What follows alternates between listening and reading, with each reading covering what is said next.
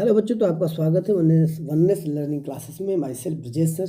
तो आज हम जो है कि 12th का जो आने वाले पेपर है उसमें जो है कि 12th का फिजिक्स के लगभग 70 जो है कि वेरी वेरी इंपॉर्टेंट ऑब्जेक्टिव प्रश्न यहाँ पे आपको हल करा जाएंगे। तो यहाँ पर जो है कि आप क्या करिएगा, इसको अच्छी तरह से यहाँ पे पढ़ना है, समझना है, इसको तैयारी कर लेना है, जिसमें आने वाले परीक्षा में इसका सबसे बड़ा आपको बेनिफिट होने वाला, सबसे ज़्यादा प्रॉफिट होने वाला है। तो आप इसी तैयारी कर लीजिएगा। तो आइए, यहाँ पर शुरुआत होती है यहाँ पर जो अपने जो है कि 17 ऑब्जेक्टिव क्वेश्चन का। ठीक है, यहाँ पर 70 ऑब्जेक्टिव क्वेश्चन, जो 70 में से 70 यदि आप मेहनत करते हैं तो आपको इसका जो है कि रिजल्ट भी अच्छा मिलता है। तो यहाँ पहला जो है ये प्रश्न है कि विद्युत विभव का एसआई मात्रक क्या होता है। ठीक है, यहाँ पर विद्युत विभव का एसआई मात्रक क्या होता है। तो इस प्रकार से इसका 4 ऑप्शन दिया हुआ है। ए वोल्ट है, दूसरा बी एम्पियर है, सी जो है कि ओम है, और चौथा जो है कि आपका हेनरी है। ठीक है ना, तो ये वोल्ट इसमें आपका आंसर होगा। तो इस तरह से 1 मार्क का जो है कि आपका प्रश्न है, ये वेरी इंपॉर्टेंट प्रश्न है, इसको आप जल्दी तैयारी जरूर कर लीजिएगा। यहाँ पर V equal two by W by Q होता है, जो जिसका जो है कि मात्रक जूल बाई क्या हो जाता है, यहाँ पर गुलाम होता है। ठीक ना, तो यहाँ पर क्या हो जाता है कि 1 जूल और ये माइनस ये 1 जूल गुलाम -1 हो जाता है। तो इस तरह से इसका जो है कि वोल्ट होता है। तो यहाँ पर अंग्रेजी में भी इसका दिया है, अंग्रेजी भी आप जिसको आता है तो अंग्रेजी में भी पढ़ सकते हैं। यहाँ पर दूसरा है आवेश का रैखिक घनत्व क्या है। आवेश का रैखिक घनत्व उसका इंग्लिश में नीचे दिया है। 4 ऑप्शन है यहाँ पे, ए दिया है, बी दिया है, सी दिया है और डी दिया है। ठीक है ना, आवेश का रैखिक घनत्व क्या होता है, ये देखिए लेमडा बराबर फार्मूला होता है यहाँ पर। ठीक है ना, Q बटे एल होता है, फार्मूला है। ठीक है ना, Q बटे एल होता है।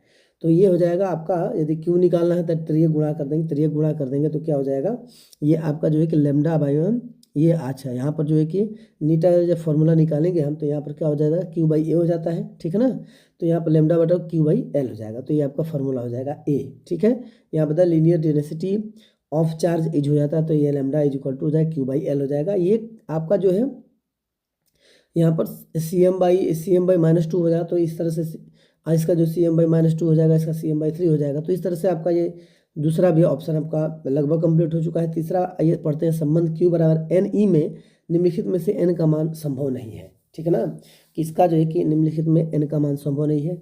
ए है, बी है, सी है, डी है।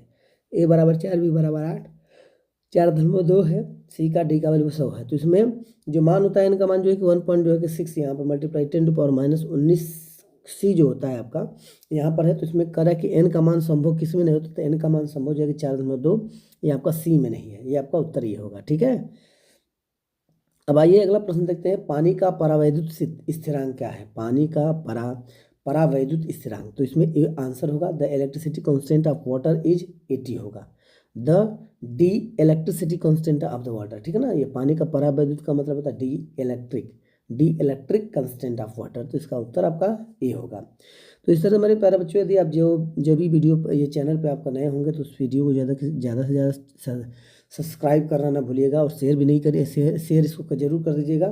ठीक है ना, तो शेयर कर देते हैं तो आपके दोस्तों मित्रों में बहुत बड़ा इसका जो कि हेल्प मिल जाता है। तो यहाँ पर लगभग जो कि आप तैयारी करते हैं 70 में 70, तो लगभग आपके यहाँ पर तैयारी लगभग हो जाती है।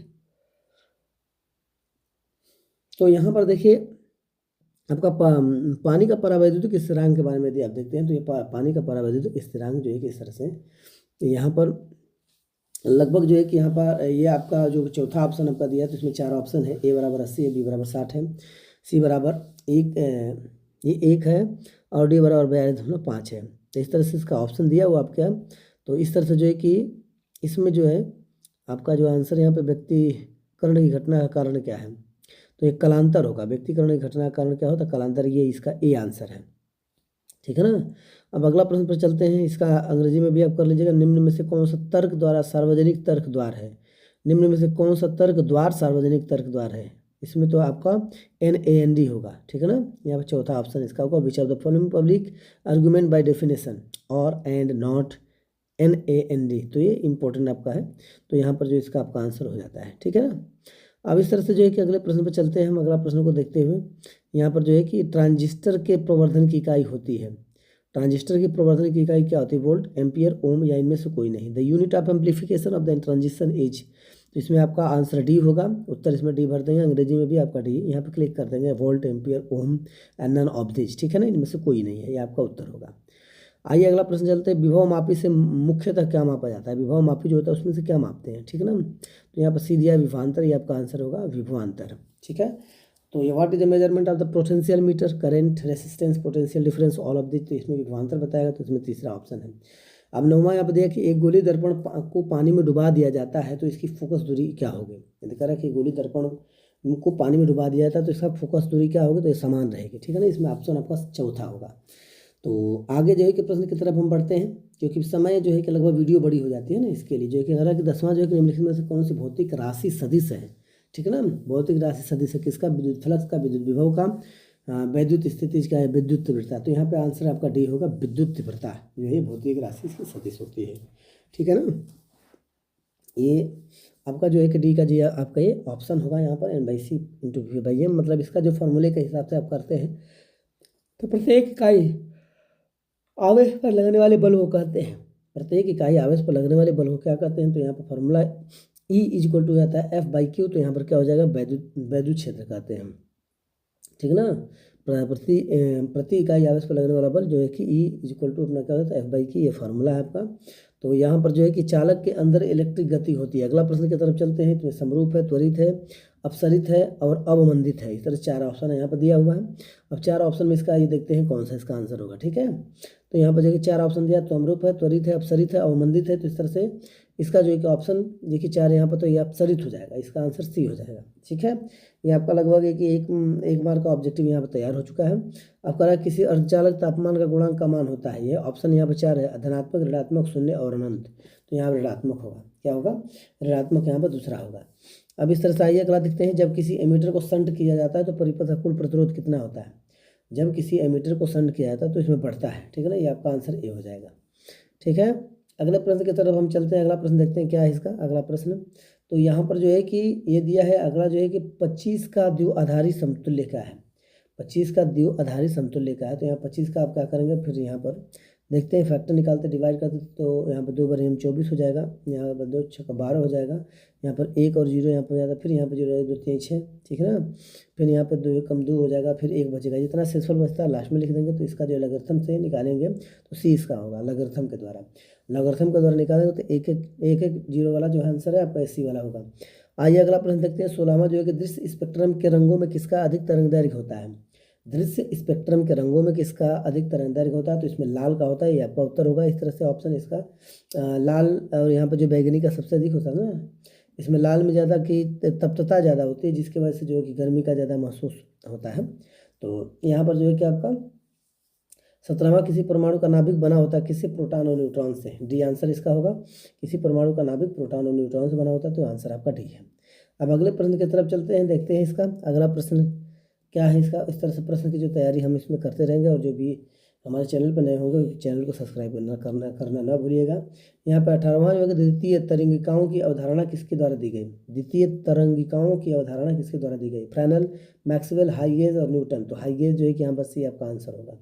इस तरह से इस ऑब्जेक्टिव का भी आंसर लगभग आपका कंप्लीट हो चुका है। आइए अगले प्रश्न की तरफ चलते हुए चल रहे हैं और उस प्रश्न को पढ़ेंगे, और यदि आपको आता है तो उसमें कमेंट करके आप इस वीडियो के अंतर्गत बता सकते हैं, ठीक है। अब यहाँ पर जो है कि 19वां प्रश्न की तरफ करेंगे, डायोड का उपयोग किया जाता है प्रवर्धन की तरह, दोलक की तरह और मॉड्यूलेटर की तरह या दिष्टकारी की तरह। इसमें डायोड का प्रयोग कब होता है? तो यहाँ पर लिखा है दिष्टकारी की तरह, ये ऑप्शन आपका ऑप्शन हो जाता है, ठीक है ना। दिष्टकारी की तो ये ऑप्शन आपका होता है, ये आपका उत्तर हो जाता है। आइए यहाँ पर देखते हैं पी प्रकार के अर्धचालकों के लिए अशुद्ध तत्व के रूप में प्रयोग किया जाता है। पी प्रकार के चालकों के लिए, अर्धचालकों के लिए, तो इसमें बोरान का प्रयोग किया जाता है अर्धचालकों के लिए, ये आपका आंसर होगा, ठीक है। अब इस तरह से आगे चलते हैं हम अगले प्रश्न की तरफ। तो यहाँ पर दिया कि एक ही तरंगदैर्घ्य के इलेक्ट्रॉन तथा प्रोटॉन की कौन सी भौतिक राशि समान होगी, ठीक है ना। तो यहाँ पर ऑप्शन है आपका वेग है, ऊर्जा, संवेग है, कोणीय संवेग है, ठीक है ना। कह रहा है कि प्रोटॉन की कौन सी भौतिक राशि समान होगी, इसका आंसर क्या होगा? तो इसका आंसर आपका क्या हो जाएगा? संवेग हो जाएगा, ठीक है। अगला प्रश्न जो है कि मेरे प्यारे बच्चों, आइए देखते हैं उसको। अगले प्रश्न में करेंगे 22वां जो दिया, आदर्श एमीटर का प्रतिरोध कौन सा है? तो यहाँ पर जो है कि डायमीटर, आदर्श एमीटर का प्रतिरोध 0 होता है, ये आपका आंसर हो जाता है। इस तरह से जो है कि लगभग आपका आंसर इसमें कंप्लीट हो जाता है 22 का। अब अगले प्रश्न की तरफ चलते हैं, 23 नंबर पे, 23 नंबर वाले क्वेश्चन पे चलते हैं। तो लेंज का नियम किसके संरक्षण सिद्धांत का परिणाम है? लेंज का नियम, तो यहाँ पर जो है कि ऑप्शन आपका दिया है ABCD दिया है, जिसमें धारा है, ऊर्जा, संवेग और आवेश है, ठीक है ना। ए धारा है, बी ऊर्जा है और सी संवेग है, इसमें आवेश है। तो इसमें आपका उत्तर जो है कि इस प्रकार से ऊर्जा होगी। ऊर्जा लेंज के नियम द्वारा संरक्षण सिद्धांत का परिणाम को फॉलो करता है। ठीक है, अब यहाँ पर आगे की तरफ है, अगला प्रश्न देखते हैं हम यहाँ पर। अगला प्रश्न तो यहाँ पे जो है कि ये जो लेंज का जो प्रमेय जिसमें करा कि आवेश जो होता है और ऊर्जा, इसमें आवेश नहीं होगा, इसमें ऊर्जा की मात्रा होती है, तो ऊर्जा होगा एम्पियर घंटा मात्रक है 24वां एम्पियर। ठीक है ना, प्रति एम्पियर घंटा मात्रक किसका है? एम्पियर प्रति घंटा मात्रक किसका है? आवेश का है। एम्पियर प्रति घंटा जो मात्रक होता है वो आवेश का होता है ना, ये एम्पियर घंटा। तब यहाँ पर जो है कि आपका देखें दशमिक संख्या जो 8 जो 10 का द्विधारी संख्या होगी। ठीक है ना, इसमें द्विधारी संख्या किसकी होगी? तो आइए इसको तरफ 2 से डिवाइड करेंगे, 2 चौको 8 हो जाएगा यहाँ पर, फिर 2 दूनी के 4 जो वहाँ पर 0 हो जाएगा, 2 दूनी के 4 यहाँ पर 0 हो जाएगा, 2 एकम 2 हो जाएगा। ठीक है ना, यहाँ पर 0 हो जाएगा। तो यहाँ पर क्या हो जाएगा आपका मिलाएंगे तो यहाँ पर आपका आंसर हो जाता है 2 2 2, मतलब यहाँ पर जब दिया गया ऑप्शन में तो यहाँ पर आपका हो जाएगा 0 0 हो जाता है यहाँ पर। और ये देखिए लास्ट में जो 0 है, फिर इसके 2 के सामने भी 0 यहाँ पर है और यहाँ पर 2 के सामने 0 है यहाँ पर। ठीक है ना, तो यहाँ पर 1 और यहाँ पर जो है कि लगभग आपका क्या हो जाएगा, ये 1000 हो जाएगा। ठीक है ना, कितना हो जाएगा? एक पर जो है कि 3 0 यहाँ पर है तो एक पर 3 0 रख देंगे, तो 1000 पर 1000 पर आपका जो है कि पावर के नीचे की पावर के रूप में 2 हो जाएगा। निम्नलिखित में से कौन सा इंद्रधनुष का निर्माण का कारण है? ठीक है ना, तब ये वर्ण विक्षेपण है, ये आप जानते हैं, लगभग 9वीं 10वीं में भी था, तो इसके बारे में आपको जानकारी है 26वां का। आइए अगला प्रश्न देखते हैं। तो इसी तैयारी जो बच्चा किया होता है उसको जानकारी तो पूरी होगी, ऐसी बात नहीं है, बस जो जिनको आता हुआ क्या करेंगे कमेंट करके बता सकते हैं। रेटिना पर बनने वाला प्रतिबिंब होता है। रेटिना पर कैसा प्रतिबिंब बनता है इसको देखिए, आइए देखते हैं। वास्तविक सीधा बनता है, वास्तविक उल्टा बनता है, काल्पनिक व सीधा बनता है, या काल्पनिक एवं उल्टा बनता है। चार इस पे ऑप्शन दिया, तो इसमें बी वास्तविक और उल्टा बनता है, बी आपका आंसर है। ठीक है, यहाँ पर आपका आंसर बी है। इस तरह से आइए मेरे प्यारों बच्चों अगले प्रश्न की तरफ चलते हैं। वैद्युत द्विध्रुव का एसआई मात्रक क्या होता है? वैद्युत द्विध्रुव का वो एसआई मात्रक, तो यहाँ पर जो है कि वैद्युत द्विध्रुव का एसआई मात्रक पी इक्वल टू क्या हो जाता है यहाँ पे क्यू मल्टीप्लाई एल बाई क्या हो जाता है, क्यू मल्टीप्लाई एल बाई सी। ये क्यू मल्टीप्लाई एल होता है, इसमें क्यू जो है कि इसका सी और एल का जो है कि एम हो जाता है मेजरमेंट इसका। तो ये क्या हो जाएगा आपका, जब यहाँ पर जो इसका मेजरमेंट जब हो जाता है, ये जो है कि डिवाई है। ठीक है ना, करेक्ट है, Dibai C multiply M, Dibai जो होता है कि इसका सी एम होगा, क्या होगा? C M. यहाँ पर देखिए इसका क्यू का सी है और इसका जे का एम है, तो इसमें सी एम हो जाएगा। बस सेंटीमीटर में मापा जाता है, कहने का मतलब यही, इसमें ऑप्शन आपका ही हो जाएगा। तो 1 सेंटीमीटर में 3 गुणे 10⁻29 ये आपका होता है, ये आपका आंसर हो जाता है। यदि कभी कभी मात्रा यदि पूछ देता है उसका मान कितना होगा तो आप इसमें आंसर दे सकते हैं। 29वां जो कि सौर ऊर्जा का स्रोत क्या होता है? नाभिकीय विखंडन या नाभिकीय संलयन? तो नाभिकीय संलयन से होता है। ठीक है ना, नाभिकीय जो है संलयन से होता है ऊर्जा। अब यहाँ कर विद्युत का सबसे अच्छा चालक निम्नलिखित में से कौन सा है? विद्युत का अच्छा चालक चांदी है, तांबा, सोना, जस्ता, इसमें चांदी है। ठीक है ना, इसमें विद्युत का चालक बहुत अच्छी मात्रा में जो है कि इसमें चालकता होगी, ये प्रवाह होता है, मतलब कहने का मतलब चालक का मतलब उसमें विद्युत का प्रवाह होगा, इस तरह से इसका ऑप्शन दिया। ठीक ना, तो यहाँ पर जो कि 4 ऑप्शन आपका दिया था, हो गया इसकी तैयारी। लगभग 31वां चलते। वोल्ट मीटर मापक है। वोल्ट मीटर क्या मापता है? वोल्ट मीटर से विभवांतर मापते हैं। ठीक है ना, वोल्ट मीटर से विभवांतर मापते हैं, याद रखिएगा। इसमें धाराओं जो भी इसमें मात्रक है ना उसका याद रखिएगा कि मात्रा किसने, जैसे प्रतिरोध का में धारा क्या है आपका एंगस्ट्रॉन है, धारा का एंगस्ट्रॉन है तो ए से दिखाते हैं। यहाँ पर दिया है 32वां, प्रतिरोधों के समांतर क्रम में इसमें से कौन सी राशि समान होती है? विभवांतर होती है, धारा होती है, विभवांतर और धारा दोनों, इनमें से कोई नहीं। ठीक है ना, प्रतिरोधों के समांतर क्रम में तो आपका ये विभवांतर होगा, जो आपका आंसर ए है। इस तरह से आपकी तैयारी इसमें लगभग हो चुकी है। तो इस तरह से मेरे प्यारे बच्चों जितने भी ऑब्जेक्टिव आपको कराया जा रहा है उसका ध्यान से आप तैयारी करिएगा। निर्वात की चुंबकीय प्रवृत्ति का मान होता है, निर्वात की चुंबकीय प्रवृत्ति का मान होता है, आइए इसमें देखते हैं, इसमें शून्य होता है। निर्वात की चुंबकीय प्रवृत्ति का मान यहाँ पर शून्य होता है। ठीक है, यहाँ पर अगले प्रश्न पे चलते हैं। अगर विद्युत वाहक की बल इकाई है, विद्युत वाहक बल की इकाई है, कौन सा होता है? वोल्ट होता है। इसमें आंसर आपका सी हो जाएगा। इसमें आपका आंसर कितना हो जाता है? वोल्ट हो जाता है। आगे प्रश्न की तरफ चलते हैं बढ़ते हुए। और यहाँ पर देखेंगे समांतर सतह वाली कांच की पट्टी की शक्ति होती है, समांतर सतह वाली कांच की पट्टी की शक्ति होती है कौन सा? अनंत शून्य, 100 सेंटीमीटर, 10 सेंटीमीटर। तो यहाँ पर आपका आंसर जो होगा यहाँ पर शून्य हो जाएगा, शून्य। इस तरह से आपका आंसर हो जाता है। तो अगला प्रश्न की तरफ चलते हैं मेरे प्यारे बच्चों। 36,000 प्रकाश वर्ष किस भौतिक राशि का मात्रक है? तो दूरी, यह प्रकाश वर्ष दूरी के भौतिक राशि का मात्रक है। इस तरह से आपका आंसर यहाँ पे हो जाएगा 3 × 10⁸ जो है कि मीटर पर सेकंड के हिसाब से मान लीजिए कि इसकी जो है कि स्पीड होती है। ठीक है, मतलब अब यहाँ पर आइए, यहाँ पर देख सकते हैं, इसको लिख भी सकते हैं, इसका जो है कि 9.46 × 10⁻15 मीटर यदि देखा जाए तो ये हो जाता है थोड़ी। ठीक है ना, तब यहाँ पर जो है कि आइए अगला प्रश्न की तरफ चलते हैं। करा कि एक सरल सूक्ष्मदर्शी से बना हुआ प्रतिबिंब होता है, एक सरल सश्मीदर्शी से बना हुआ प्रतिबिंब कैसा होता है? काल्पनिक सीधा, काल्पनिक उल्टा, वास्तविक सीधा और वास्तविक उल्टा। तो यहाँ पर काल्पनिक सीधा आपका ऑप्शन ए होगा, इस तरह से आपका उत्तर होगा यहाँ पर। तो इस तरह से आपका एक आंसर पूरा हो जाता है। तो 38 बात यह है कि एक स्वस्थ व्यक्ति की आंखों के लेंस की फोकस की दूरी लगभग ये सभी जानते हैं कितना सेंटीमीटर होना चाहिए। तो इस तरह यहाँ पर दिया है कितना, 1 मिलीमीटर, 2 सेंटीमीटर, 25 सेंटीमीटर, 1 मीटर। तो यहाँ 25 सेंटीमीटर होगा, क्या होगा यहाँ पे, यहाँ पर 25 सेंटीमीटर। यहाँ पर जो आपका बी होगा, ये आपका जो है कि कह रहा है कि एक स्वस्थ व्यक्ति की आंखों लेंस की फोकस दूरी लगभग जो होती है, तो 25 सेंटीमीटर इसका आंसर है। यहाँ पे गलत ऑप्शन हो गया मेरे प्यारे बच्चों, इसको इसमें 25 सेंटीमीटर। विद्युत फ्लक्स का एसआई मात्रक क्या होता है? विद्युत फ्लक्स का एसआई मात्रक, ठीक है। तो यहाँ पर विद्युत फ्लक्स वाला इक्वल टू हम लिखेंगे, यहाँ पर क्या हो जाएगा, ये ए बाई विद्युत फ्लक्स बराबर हो जाएगा, इसमें ए बाई क्या हो जाता है, एन। यहाँ पर जब लेंगे इसका तो एन सी पर पावर -1, मतलब यहाँ पर हो जाएगा newton centimetre minus metre square. तो यहाँ पर वी बाई कितना हो जाएगा, एम मल्टीप्लाई एम स्क्वायर हो जाता है, एम स्क्वायर से एम को कट जाता है, तो यहाँ पर वी एम हो जाता है, यहाँ पर वी इंटू एम हो जाता है, ठीक है।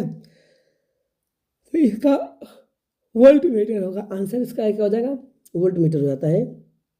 40वां यहाँ पर दिया कि लोहा होता है क्या, अनुचुंबकीय, प्रतिचुंबकीय, लौह चुंबकीय, अचुंबकीय। तो यहाँ लौह चुंबकीय होता है, ठीक है ना, सी आंसर होगा इसका।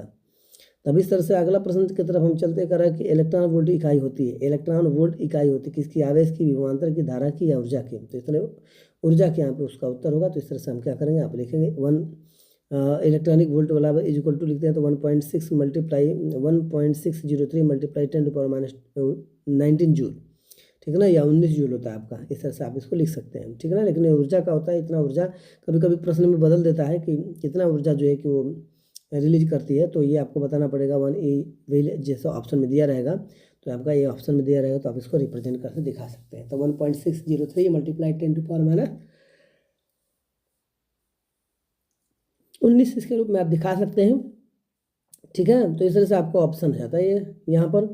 तो ये इतना में डिवाइड करने पर जो है कि आपका ये आंसर आता है, ठीक है। करेक्ट निम्नलिखित में से कौन सी विद्युत चुंबकीय तरंग नहीं है? विद्युत चुंबकीय तरंग नहीं है, प्रकाश तरंग है, एक्स किरण है, ध्वनि तरंग है। ये विद्युत चुंबकीय तरंग नहीं, इसमें कोई विद्युत चुंबक की अवस्था नहीं बनती है, ठीक है। अब यहाँ पे 43वां दिया है, कार्बन प्रतिरोध का कलर कोड में हरे रंग का मान होता है। कार्बन प्रतिरोध का कलर कोड में हरे रंग का मान होता है। तो यहाँ पर क्या होता है, ये देखिए ऑप्शन आपका दिया बीबी, ये आर दिया है, ठीक ना। यहाँ पर जिसके 0 1 2 हो जाता है, यहाँ पर OYGB दिया है तो 3 4 5 6 हो जाता है। तो यहाँ पर हरे रंग का मान किसमें नहीं होता आपका, ये देखिए यहाँ 5वां ऑप्शन हम दिया आपका, ये कार्बन प्रतिरोध का जो एक मान यहाँ पे 5वां है। इसका एक कोड सूत्र है, आपको बुक में इसमें मिल जाएगा, ठीक है। कोड सूत्र को पढ़ लेना बहुत जरूरी है। निम्नलिखित में से किस राशि का मान V/m होता है? तो ये यहाँ पर देखते हैं V/m किसका होता है, N/c है, जिसको बोलते हैं किसका मान है, विद्युत क्षेत्र का मान है, ठीक है ना।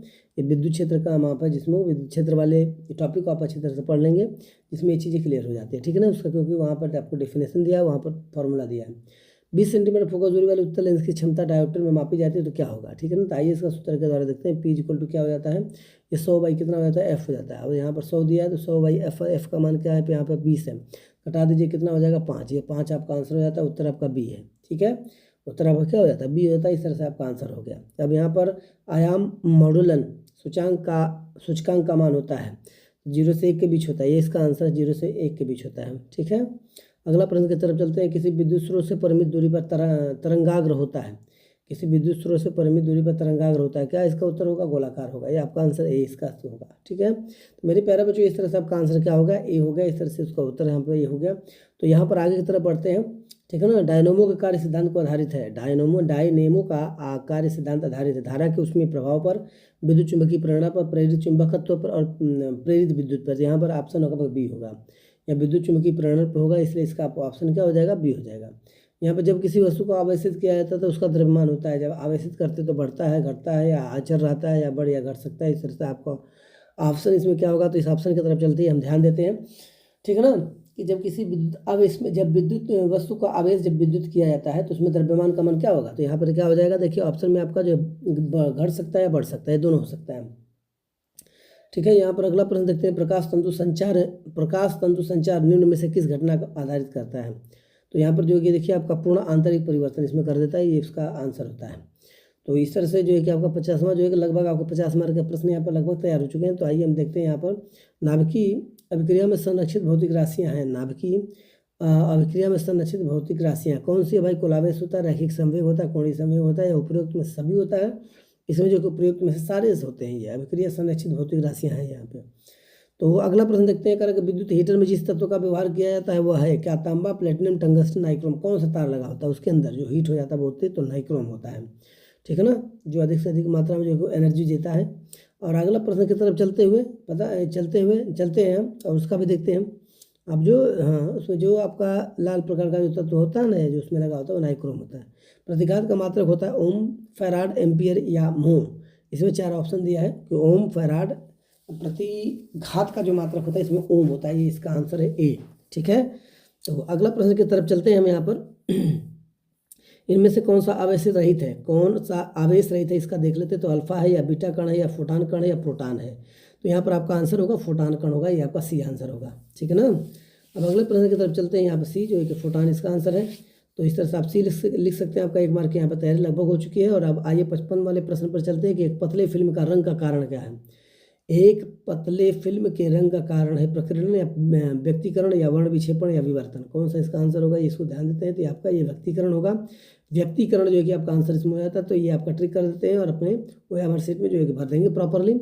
आइए अगला देखते हैं कि एक आवर्त ग्लास जिसकी क्षमता 12 डायोप्टर है, तो आवर्धन क्षमता क्या होगी। इस तरह से इसका देखते हैं जिसकी क्षमता 12 डायोप्टर है और इसका आवर्धन क्षमता पूछ रहा है। तो इसमें 4, 3, 1200 दिया, 25 दिया। तो आइए इसका ऑप्शन में देख लेते हैं। तो ऑप्शन में तो मान लीजिए कि आपको क्या करना पड़ेगा, सॉल्यूशन करना पड़ेगा, पर उससे कुछ नियमों का यदि आपको याद है तो ठीक है, नहीं तो आप जो है कि डायरेक्ट उस फॉर्मूला पर रख इसको हल कर सकते हो। तो यहाँ पे m = होगा 1 + d/f, ठीक है ना। ये आपका जो है कि आवर्धन क्षमता का जो फॉर्मूला है तो 1 + d/f हो जाएगा। तो ये आपका लगभग जो कितना हो जाता है, 4 हो जाता है। ये ऑप्शन क्या हो जाता है इसका, 4 हो जाता है। समतल दर्पण की वक्रता त्रिज्या होती है। समतल दर्पण की वक्रता त्रिज्या कितनी होगा ये यहाँ पे देख लेते हैं। अनंत होगा, 0 होगा, +5 होगा या तो यहाँ पर अनंत होगा। इसका उत्तर होगा अनंत, ठीक है ना। -5 cm, चाहे -5 नहीं होगा या 0 नहीं होगा। लेंस की क्षमता एसआई मात्रा क्या है। लेंस की क्षमता का जूल है, डायोप्टर है, कैंडेला है या वाट है। यहाँ पर लेंस की जो क्षमता होती है किसमें मापा जाता है, उसकी एसआई मात्रा क्या हो जाती है, ठीक है ना। तो ये इसका डायोप्टर होता है, जो डायोप्टर में इसका मेजरमेंट मापा जाता है। ये डायोप्टर जिसको मीटर -1 हम लिख देंगे या -1 मीटर लिखते हैं इसको, ठीक है। तो कह रहा कि यांत्रिक ऊर्जा को विद्युत ऊर्जा में बदलने वाला यंत्र कहलाता है। यांत्रिक ऊर्जा को विद्युत ऊर्जा में बदल देता है उसको क्या कहते हैं हम, समझ रहे हैं, डायनोमो कहते हैं। जैसे गाड़ियाँ होती है ना, तो यांत्रिक ऊर्जा को विद्युत ऊर्जा में, जैसे ये होता है आपका ये शादी विवाहों में देखिए बड़ा बड़ा जो है जनरेटर लगा होता है। हेनरी मात्रक है। हेनरी का मात्रक क्या है, प्रतिघात है, प्रेरकत्व है या प्रतिरोध है या इनमें से कोई नहीं। तो इसमें प्रेरकत्व है, ठीक है ना। ये आपका आंसर है, प्रेरकत्व है। तो ये आपका आंसर इसमें हो जाता है, ठीक है। तो इस तरह से अगला प्रश्न की तरफ चलते हैं। करें गैल्वेनोमीटर को वोल्टमीटर में बनाने में ज़रूरत है। गैल्वेनोमीटर को वोल्टमीटर में बनाने की जरूरत किसकी होती है, यहाँ पर कौन बनाता है, ठीक है ना। तो निम्न प्रतिरोध का, ये प्रतिरोध के नियम के अनुसार जो है किसका बनता है। खगोलीय दूरबीन की आवर्धन क्षमता कितनी होगी। खगोलीय दूरबीन की आवर्धन क्षमता यहाँ पर दी है FO/FE -FO/FE -FE/FO और इसका डी जो दिया है FE/FO। तो यहाँ पर m = -F0/FE हो जाता है। इसको हम लिखते हैं यहाँ पर L = क्या हो जाएगा, FO/FE। तो ये आपका आंसर हो जाता है यहाँ पर बी आंसर हो जाता है, -FO/FE हो जाता है क्योंकि नेगेटिव में बदल जाता है, ठीक ना।